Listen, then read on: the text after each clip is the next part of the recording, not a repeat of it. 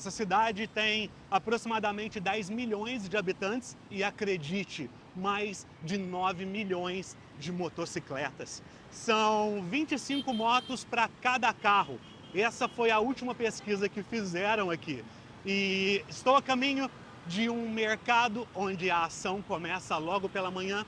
Lá eu tentarei encontrar alguma coisa para provar, o meu café da manhã local e, consequentemente, te mostrarei mais comidas aqui da região. Então seja muito bem-vindo a mais uma imersão cultural gastronômica aqui no canal Sou Mochileiro e aqui no Vietnã.